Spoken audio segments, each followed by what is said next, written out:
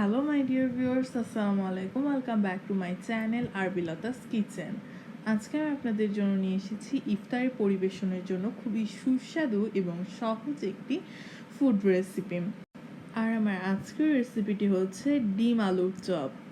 তো এই চপটা আপনার বাসায় খুবই সহজেই তৈরি করে নিতে পারবেন এবং এটি হয় খুবই সুস্বাদু। তো চলুন দেখে নেই এর প্রস্তুত প্রণালীটি। তো আমার এই চপটাকে তৈরি করার জন্য এখানে আমি নিয়ে নিয়েছি ডিম, 4টা ডিম নিয়ে নিয়েছি আমি। তো ডিমগুলোকে আমি খুবই ভালো করে সেদ্ধ করে নিয়েছি।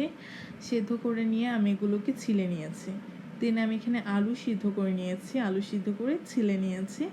তারপর এখানে নিয়েছি আমি শুকনো মরিচ, যেটাকে আমি হালকা তেল দিয়ে ভেজে নিয়েছি।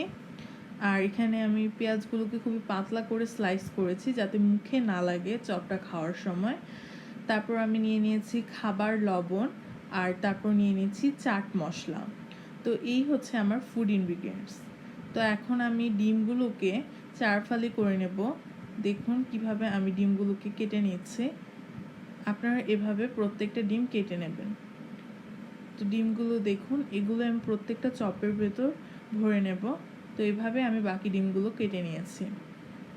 আমার ডিমগুলো কাটা হয়ে গেছে।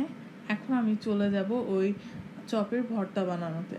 তো ভর্তা বানানোর জন্য আমি এখানে যে শুকনো মরিচটা ভেজে নিয়েছিলাম সেটার মধ্যে আমি কিছুটা পরিমাণ টেস্ট অনুযায়ী লবণ নিয়ে এটাকে খুব ভালো করে ডলে নিয়েছি।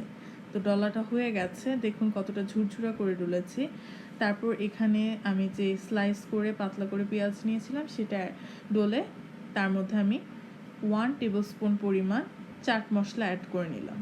আমি এখানে 7টা আলুকে ম্যাশ করে এই ডলা জিনিসটার সাথে অ্যাড করে নিলাম। তো এইভাবে আমি আমার আলুর যে ভর্তাটা সেটাকে রেডি করে নিয়েছি। আর এটা আমি ছোট ছোট করে এখন হাতে নিয়ে চপগুলোকে বানিয়ে ফেলবো। তো দেখুন আমি এখানে ছোট ছোট করে ভাগ করে নিচ্ছি। আমি আলুগুলোকে ভাগ করে নিয়েছি, আর এই ভাগ থেকে আমি এখানে একটা আলুর ভাগ আমি হাতে তুলে নিলাম। দেন দেখুন আমি আঙুলগুলো দিয়ে কী করে চেপে চেপে এটার সাইজটা একটু বড় করে নিলাম, অনেকটা কাবাবের মতো করে নিয়েছি। দেন আমি একটা ডিম এখানে পুড়ে নিলাম। তারপর দেখুন মুখটাকে আমি বন্ধ করে দিচ্ছি। এভাবে করে আলুটা বিভিন্ন জায়গা থেকে এনে এনে আপনারা করবেন।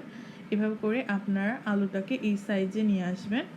শেপটা যখন এরকম হয়ে যাবে তখন আপনাদের চপটা রেডি। তো এইভাবে আমি বাকিগুলো করে নিচ্ছি। তো দেখুন এখানে হয়ে গেছে আমার সবগুলো চপ। তো এই চপের ওপর যে আমি আবরণটা দেব সেটার জন্য ওই প্রস্তুত প্রণালীতে চলে আসছি। এখন এখানে আমি নিয়ে নিয়েছি ব্রেড ক্রাম্ব আর ডিম নিয়ে নিয়েছি। তো ডিমটাকে আমি ফেটিয়ে নিয়েছি খুব ভালো করে। তো আমি এখান থেকে এক একটা করে চপ নেব। দেন ফ্যাটানো ডিমটার মধ্যে ভালো করে চুবিয়ে তারপর আমি এটা ব্রেড ক্রাম্বের মধ্যে দিয়ে নিচ্ছি।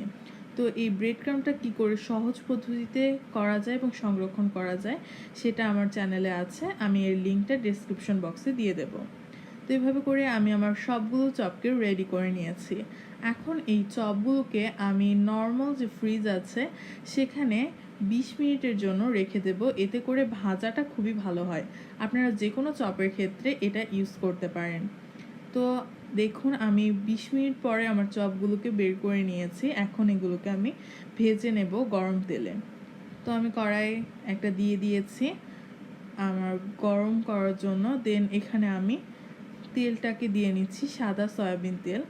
তো তেলটা যখন গরম হয়ে গেছে আমি এখানে একে একে আমার যে ডিম আলুর চপগুলো আছে সবগুলো এখানে আমি দিয়ে নিলাম। তো এখানে আমি দিয়ে তারপর চপগুলোকে ভেজে নেব। এক্ষেত্রে তেলটা খুব বেশি একটা গরম করা যাবে না।